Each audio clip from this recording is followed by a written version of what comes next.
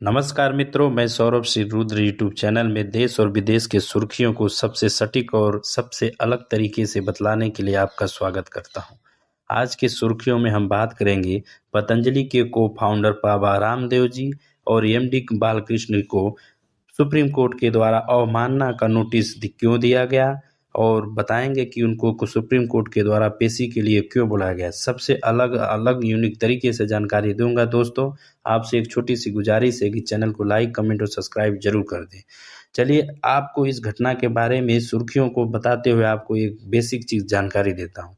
Corona काल के बाद जब 2019 के बाद पतंजलि का सभी प्रोडक्ट का दवाइयाँ बनाती हैं और हम आयुर्वेदिक के क्षेत्रों में सबसे बड़ी कंपनी बाबा रामदेव की है। इन्होंने अलग अलग तरीकों का दवाइयाँ बनाई और उन्होंने जब कोरोना काल में एक कोरोनिल करके एक अपनी दवा बनाई और उन्होंने अपना विज्ञापन किया और विज्ञापन करके प्रेस कॉन्फ्रेंस करके सभी को बताया कि हम कोरोना को ठीक कर सकते हैं। बस इनसे यही मिस्टेक हुई। वहाँ पर उन्होंने क्या बोला कि हाँ, ये इसका इलाज जो एलोपैथिक में नहीं है, एलोपैथिक मतलब अंग्रेजी दवाओं में नहीं है, वो सारे इलाज का दवाइयाँ हमारे आयुर्वेदिक में है।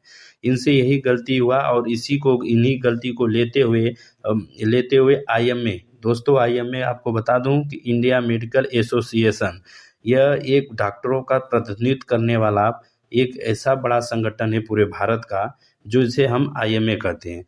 इन्होंने 17 अगस्त 2022 में सुप्रीम कोर्ट में एक याचिका दायर करके गुहार लगाई और उन्होंने बताया कि पतंजलि ने कोविड वैक्सीन के खिलाफ झूठा प्रचार और इलाज के संदर्भ में एलोपैथी को नीचा दिखाने का प्रयास किया है और भ्रामक विज्ञापन देकर अपने रोगों को ठीक करने का झूठा वादा कर रहा है।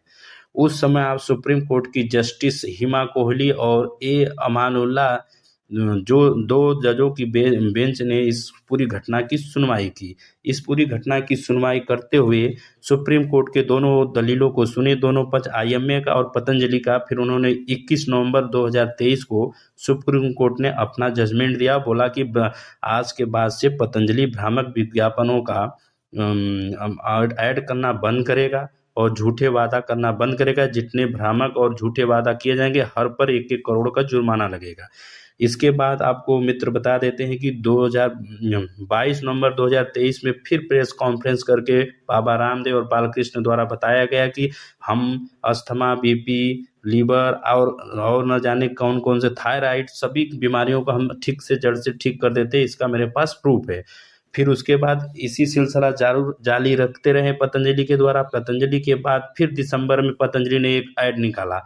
फिर आईएमए ने दिसंबर के महीने में उस विज्ञापन के ऐड को लेकर, जिसमें ऐड में लिखा था बीपी, शुगर, थायराइड, अस्थमा आदि सबको ठीक कर देते। फिर सुप्रीम कोर्ट आईएमए ने पहुंचा और आईएमए जब सुप्रीम कोर्ट पहुंचा तो सुप्रीम कोर्ट ने उसके सुनवाई के लिए अगला डेट सुनवाई दे दिया, जो 27 फरवरी 2024 में पड़ा।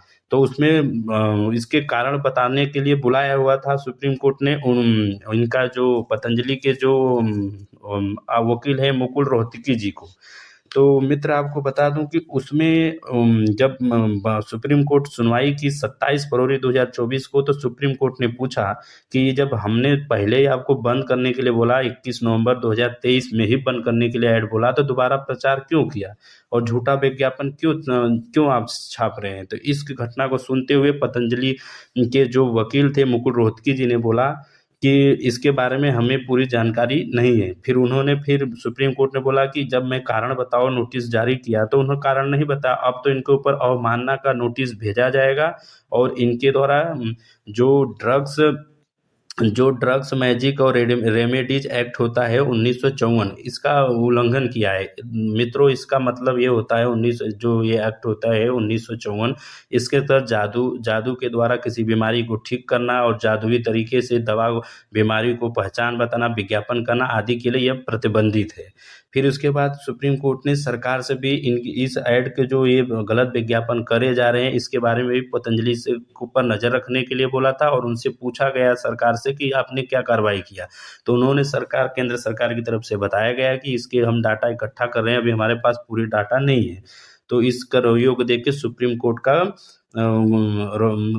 गुस्से में था और फिर उसके बाद उन्होंने अगला 2 हफ्ते वीक में सीधे बताया गया, उनकी रोहतकी मुकुल रोहतगी जी को बताया गया कि अगला जो पेशी होगी उसमें अवमानना का नोटिस और प्लस ये जो को-फाउंडर बाबा रामदेव हैं और बालकृष्ण हैं एमडी, इनको भी पेश होना पड़ेगा और कारण बताना पड़ेगा। अब इसके बाद अगला 2 वीक में जो आपका आएगा, 2 वीक के बाद पेशी होगी तो उसमें बाबा रामदेव को आना पड़ेगा। दोस्तों, ये है सच्ची घटना और आपको सबसे अलग और सबसे यूनिक तरीके से बता रहा हूँ। पूरे मीडिया हाउस में देख लीजिए, ऐसे कोई नहीं बताता जैसे मैंने आपको दिया। यदि आपको अच्छा लग रहा है, लगी है मेरी बात, तो प्लीज़ लाइक, कमेंट, सब्सक्राइब करके जाइए। जय हिंद।